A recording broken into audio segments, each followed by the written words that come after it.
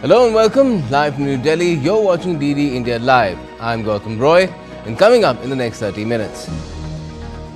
Bangladesh Army Chief warns compatriots that the country's sovereignty would be at risk if they do not forget their differences and work together.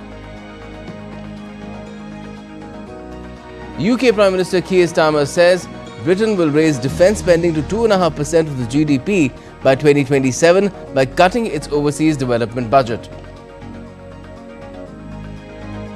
South Korea's suspended President Yoon remains defiant on the final day of his impeachment hearings, justifies imposing martial law in the country. And India's Prime Minister Narendra Modi pitches the state of Assam as a semiconductor hub, says the only thing certain in an uncertain world is India's rapid growth.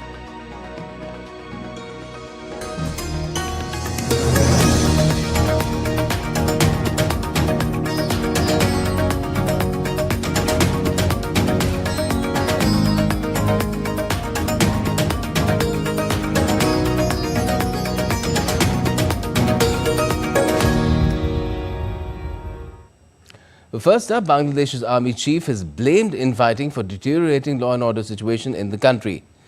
Army Chief General Waqar-uz-Zaman warned that the gains of the student-led revolution that toppled the government last year were at risk.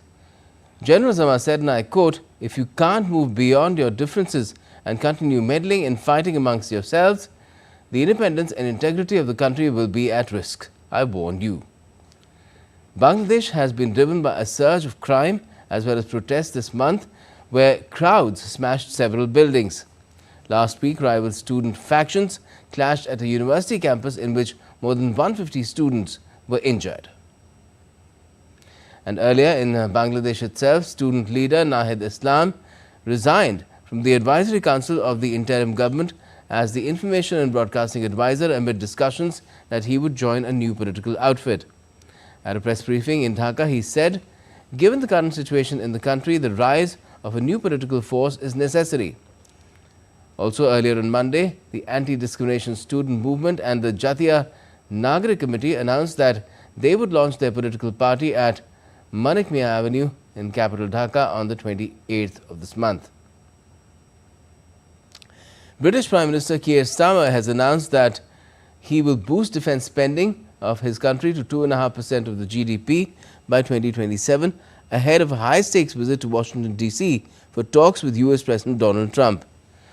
The UK spent 2.3% of GDP on defence in 2023 and 2024.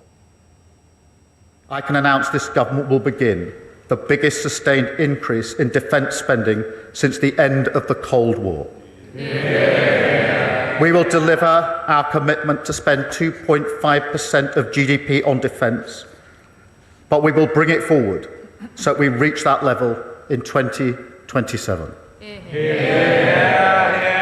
And we will maintain that for the rest of this Parliament.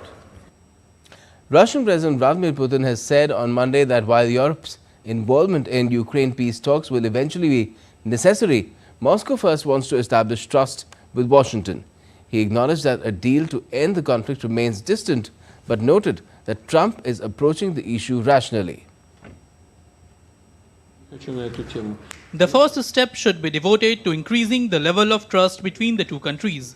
That's exactly what we are doing in Riyadh. This is what the next, maybe other high-level contacts will be dedicated to.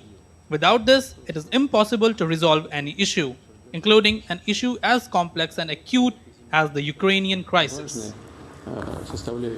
Meanwhile, Putin extended an economic offer to the US, proposing joint exploration of Russia's rare earth metal deposits and the supply of up to 2 million tons of aluminium annually if US trade restrictions are lifted. He also hinted at potential cooperation in energy and resource development, including areas in Russian-controlled eastern Ukraine. The United Nations Security Council on Monday adopted a US-drafted resolution marking the third anniversary of Ukraine conflict, calling for an end to the hostilities. The US resolution received 10 votes in favor, while France, Britain, Denmark, Greece and Slovenia abstained. Until now, the 15 members twice with Russia in votes at the United Nations to mark the third anniversary of the Russian-Ukraine conflict. highlighting the Trump administration's change of stance on the war. Due to last-minute amendments, India chose to abstain from both resolutions, though it has consistently maintained its stance of advocating peace through dialogue. The United Nations Security Council on Monday adopted a US-drafted resolution marking the third anniversary of Ukraine conflict, calling for an end to the hostilities.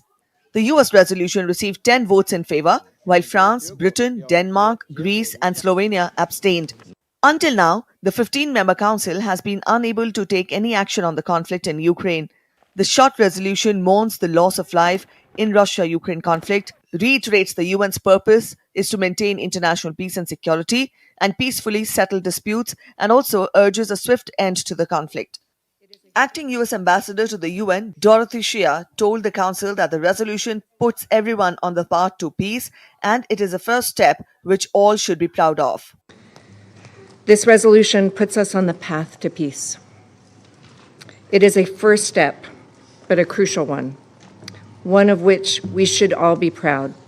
Now we must use it to build a peaceful future for Ukraine, Russia, and the international community.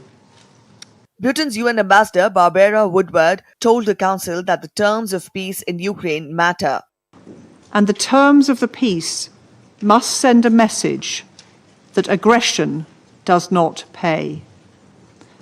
This is why there can be no equivalence between Russia and Ukraine in how this Council refers to this war. If we are to find a path to sustainable peace, the Council must be clear on the war's origins. Earlier on Monday, the UN General Assembly rejected a US-drafted resolution, which was later passed only after being amended to the state. The General Assembly also adopted a European-backed Ukrainian resolution condemning the conflict as a violation of the UN Charter. The resolution tabled by the United States only passed after a majority of member states voted to add EU-led amendments, which led to the US abstaining on its own motion and voting against the Ukrainian text. We need to reconfirm that the aggression should be condemned and discredited, not rewarded. Our position must include substantive elements and ensure that any future peace initiatives aligns with the principles of the UN Charter. However, the text in the original US resolution was passed hours later in the Security Council, the first to do so since the start of the conflict in Ukraine. The two General Assembly draft resolutions put before the UN member states during the morning session both ostensibly called for peace and an end to the conflict, but diverged fundamentally. Anamika Pandey's report, TD India. Also, Donald Trump and French President Emmanuel Macron reaffirmed their commitment to ending the conflict in Ukraine during a joint press conference in Washington, D.C. after their meeting on Monday. The French president warned that peace cannot mean the surrender of Ukraine, but said talks with U.S. President Trump had shown a path forward despite fears of a transatlantic rift. Trump emphasized the urgency of securing a ceasefire and achieving lasting peace, saying that his administration is engaged in direct talks with both Russian President Vladimir Putin and Ukrainian President Volodymyr Zelensky. He underscored that the invasion would never have happened under his previous presidency. I'm also pleased that President Macron agrees that the cost and burden of securing the peace must be borne by the nations of Europe, not alone by the United States. And Europe must take that central role in assuring long-term security of Ukraine, which they want to do. And that's not a very big step. The big step is what's going to happen over the next few weeks. We must have an agreement with Ukraine on critical minerals and rare earths and various other things as security. And I think that that's happening. I think we've made a lot of progress. I had a report just given to me before walking in that we've made, Emmanuel, a great deal of progress toward getting that. Now, the French president has arrived at the White House on Monday for a call with G7 leaders. Macron said that he and Trump were agreed on wanting a swift peace, though he added it must not be a capitulation for Ukraine, starting with a truce and then a peaceful deal that includes security guarantees. We want peace. That peace cannot mean capitulation by Ukraine. That peace cannot be a ceasefire with no guarantees. That peace must include the conditions for Ukrainian sovereignty, allowing Ukraine to negotiate with all actors on the issues which concern it and for which it is the only party which can legitimately negotiate. But it's a peace for which we need to assume our responsibilities to maintain security and stability for Ukraine and for the whole region in the long term. And for we Europeans, that's an existential question. Taiwan's Coast Guard detained a China-linked cargo ship on Tuesday following the disconnection of an undersea cable near the Penghu Islands in the Taiwan Strait. The ship, called Hong Tai 58, registered in the Togolese Republic and crewed by Chinese personnel, was anchored near the cable when it got severed, raising suspicions of Beijing's involvement in grey zone warfare against Taiwan. In response, Taiwan's Navy and other agencies have intensified efforts to safeguard undersea communication cables, which are critical for maintaining the island's global connectivity. Impeached South Korean President Yoon has said on Tuesday that his nation was facing an existential crisis when he declared martial law, as he faced the final day of impeachment hearings that could formally remove him from office. The Constitutional Court is to decide whether to formally remove him from office over his disastrous martial law declaration. Yoon has been accused of declaring martial law on the 3rd of December last year with no justifiable constitutional grounds. If found guilty, he will be removed from office less than 3 years into his 5-year presidency. And now the latest on the condition of Pope Francis. The Pope met senior colleagues in hospital to discuss work issues. He started eating normally and moving around, even though he remains in critical condition with double pneumonia. The 88-year-old pontiff was spending his 12th day at Rome's Gemelli Hospital, the longest hospital stay of his nearly 12-year-old papacy. And still to come in this edition of DD India Live. Developed by IIT Madras in collaboration with the Railways Ministry, India's first Hyperloop project lauded by India's Rail Minister. In the Champions Trophy, the Group B clash between Australia and South Africa at Rawalpindi Cricket Stadium is washed out.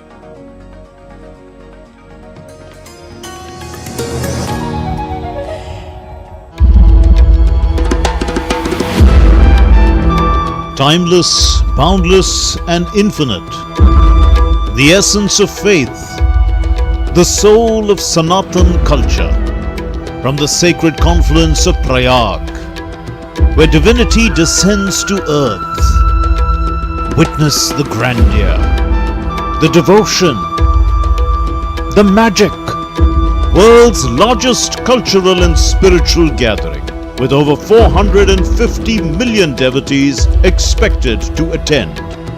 Mahakumbh, India's greatest festival of faith. Exclusively on DD India.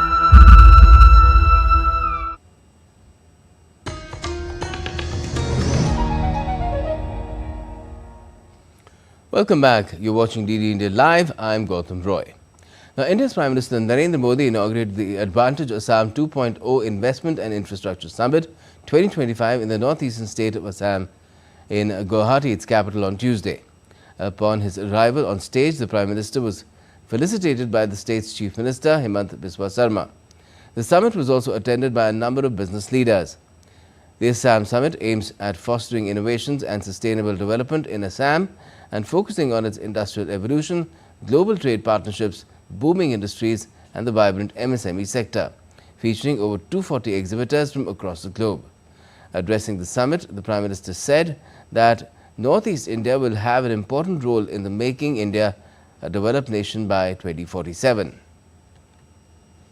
2047 तक भारत को विकसित भारत बनाने में पूर्वी भारत की भूमिका बहुत बड़ी होने वाली है। आज पूर्वोत्तर और पूर्वी Bharat infrastructure, logistics agriculture, tourism और इंडस्ट्री में तेज रफ्तार से आगे बढ़ रहा है। वो दिन दूर नहीं जब दुनिया भारत की डेवलपमेंट जर्नी में इस क्षेत्र को सबसे आगे बढ़ते हुए देखेगा।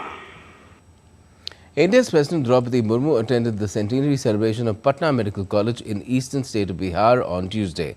The President received a warm welcome on the occasion. She also addressed the gathering, highlighting the role of artificial intelligence and robotics in the field of medical sciences. She urged all stakeholders of PMCH to always be ready to adopt latest technologies.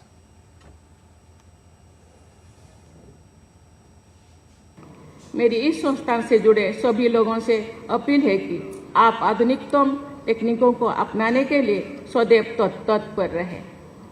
इससे न केवल रोगियों का इलाज सुगम होगा, बल्कि आपके ज्ञान और कार्य क्षमता में भी वृद्धि होगी। पीएमसीएच जैसे बड़े संस्थानों से मेरा आग्रह है कि आप अन्य संस्थाओं के सहयोग से न केवल कैंसर बल्कि अन्य रोगों के इलाज के लिए नई रिसर्च करें। The Director General of Military Operations of the Indian Army, Lieutenant General Rajiv Ghai, reviewed the situation along the Indo-Myanmar border in the northeastern state of Manipur. In order to gain comprehensive understanding along the border area, the DGMO also took cognizance of the status of the ongoing border infrastructure developments in the state.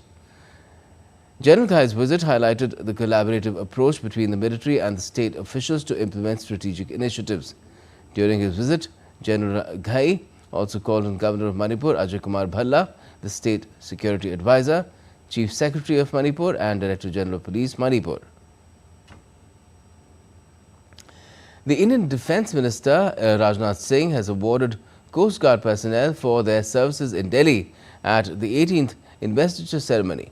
A total of 32 medals, 6 medals for distinguished service, 11 for gallantry, 15 for meritorious service were given away.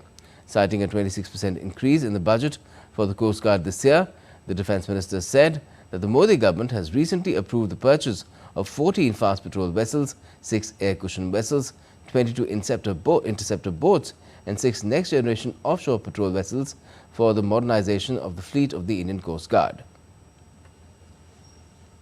Bharat सरकार Indian coast guard की कार्यक्षमता को बढ़ाने के लिए पूरी तरह से कमिटेड है।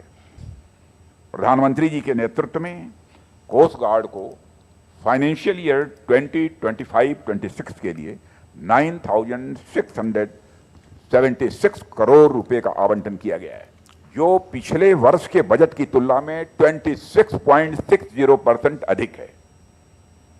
और यह कोस्ट गार्ड को मॉडर्न बनाने की दिशा में मैं मानता हूं कि बहुत ही एक महत्वपूर्ण कदम है। Developed by IIT Madras in collaboration with the Ministry of Railways, India's first Hyperloop project was lauded by Railways Minister Ashwini Vaishnav during the valedictory session of the 5-day-long global Hyperloop competition hosted by IIT Madras on Monday. Considered as the 5th mode of transport, Hyperloop is a high-speed transportation system for long-distance travel. The Hyperloop track allows trains to travel at a very high speed via special capsules in vacuum tubes, thereby significantly reducing travel time due to reduced friction. Marking a major milestone in high-speed travel, the 422-meter-long Hyperloop test track is also a testimony of the government's commitment to bringing technological innovations and collaborations with academic institutions. First pod of 422 meters, first tube. This will really go a long way in developing the technologies. I think time has come when after the first 2 grants of $1 million each, the third grant of $1 million will be given to IIT Madras for further developing the Hyperloop project in a nice way. And once we see the commercial or rather pre-commercial where the product is ready, then within the railway setup we will start the first commercial project. We will decide a site which can be used for good commercial transportation of, let's say, some 40-50 kilometers. That kind of site we will decide, and then we will go for it. Donald Trump's advisor Elon Musk said on Monday that starting this week, government workers would be put on administrative leave if they fail to return to work. Musk is the world's richest person who's leading a downsizing effort at the US government. Federal workers were rattled by Trump's chaotic return to power, face more uncertainty when many of them will be required to justify their jobs. Meanwhile, federal workers on Monday filed a lawsuit against Elon Musk for violating the law with his weekend demand that employees explain their accomplishments or risk being fired. The updated lawsuit, which was filed in a federal court in California, is trying to block mass layoffs pursued by Musk as well as Trump. This includes any connected to the email distributed by the Office of Personnel Management on Saturday. It called the threat of mass firings one of the most massive employment frauds in the history of this country. Now, as talks begin on forming the next ruling coalition in Germany, let's take a look at Germany's most popular industry, the car industry. New data shows that in January, many in the European Union chose to buy hybrid cars or EVs, excuse me, which is a big change from this time last year. The incoming German government will most likely relax some of the strict rules implemented on this industry, leading to potential growth. For more on this, we're joined by DW's Vada Imran in Berlin. Good evening to you, Vada. Let us start with the numbers first. What does the new data really show? Thanks for having me. Yes, so the latest numbers show that new battery electric car sales were up 34% and captured a 15% market share in January of this year compared to the last. And much of this growth was in Germany, Belgium, and the Netherlands. Hybrid EVs remain the favorite for many here. In the same report, it says that petrol car registrations fell by 18.9%, with major European markets showing decreases. The biggest dip was in France and Germany. Now, if we look at what European citizens are buying, Volkswagen EV sales were up almost 15% from last year. Italian Alfa Romeo grew their sales by 22.7%, and a quite notable jump was Chinese automaker SAIC Motors. 76.5% growth from 9,000 vehicles last year to over 17,000 vehicles in the EU this year. All this data is from the European Automobile Manufacturers Association. This shows a preference for Chinese automakers, and other big names like Toyota saw a dip, and so did legacy names like Fiat and Opel. And in the EU, Tesla sales declined by 50%. And earlier, Vada, you touched upon a potential change in regulation for this industry. What does that really mean? So the EU and Germany have very strict carbon emission rules. And automakers here had been complaining about how hard it is to pivot production to be more green. Volkswagen, for example, said it would cost them 1.5 billion euros to meet the EU's car emission standards, and this is what it will cost them only this year. And by the way, these car makers barely meet these strict implementation guidelines anyways, and they have increased costs. However, the incoming government, led by the CDU, may be looking to ease some of this pressure by trying to dilute the ban on gasoline and diesel cars that's meant to be implemented in after the next 10 years, so starting from 2035. Both the CDU and sister party CSU are pro-business and will look to shift green targets to boost this industry. Well, let's see what happens with this industry as the new government takes over. Thanks a lot for joining us. For the moment, Vada from Berlin. Now, sports, and in the Champions Trophy, the Group B clash between Australia and South Africa at the Rawalpindi Cricket Stadium has been washed out. The match was abandoned without a ball being bowled because of persistent rain in Rawalpindi. South Africa came into the contest after a comfortable victory against Afghanistan, while Australia completed the highest successful run chase in the Champions Trophy and its history to beat England. Both teams were looking to continue their winning momentum and book a semi-final spot before rain played spoil sport. England faced early setback in their Champions Trophy campaign as fast bowler Brydon Cast has been ruled out of the tournament due to a toe injury. The England and Wales Cricket Board confirmed that Braden Carse will return to London for further medical assessment after being ruled out. This injury concern started during England's recent white ball series in India, forcing him to miss the final 2 ODIs. To replace Carse, England have added 20-year-old leg spinner Rehan Ahmed to their squad. In a historic Women's Premier League clash, UP Warriors edged past RCB in the tournament's first ever Super Over, securing a dramatic 4-1 victory on Monday. Sophie Eccleston's brilliance with the ball restricted RCB to just 4 runs in the Super, sealing her side's second win of the season. Chasing 181 and needing 18 of the final over to force a tie, the English all-rounder hammered Renuka Singh for 2 sixes and a 4. Though she was run out on the last ball, she ensured her team remained in contest. Despite the loss, RCB remain on top of the points table while UP moves up to the 3rd spot. Tennis and Stefanos Tsitsipas got off to a winning start at the Dubai Tennis Championships with a win over Lorenzo Sonego. 4th-seeded Tsitsipas defeated his Italian opponent 7-6, 6-3 to advance to the round of 16. Tsitsipas will next face Russia's Karen Khachanov, who defeated Dan Evans in their opening round. Meanwhile, France's Giovanni Pericard, Spain's Roberto Bautista and Belgian Zizou Bergs won their respective matches to advance to the round of 16. And that's all we have for this edition of DD India Live, but let us know your thoughts on the news of the day. And for those on the go, you can get all the latest news and updates from India and across the world on DD India's mobile app. It's available on both Android and iOS. You can scan the QR code on the screen and download the app right now. And we'll be back with more news as it breaks here on DD India. I'm Gautam Roy, and from all of us here in Delhi, thanks for watching DD India Live.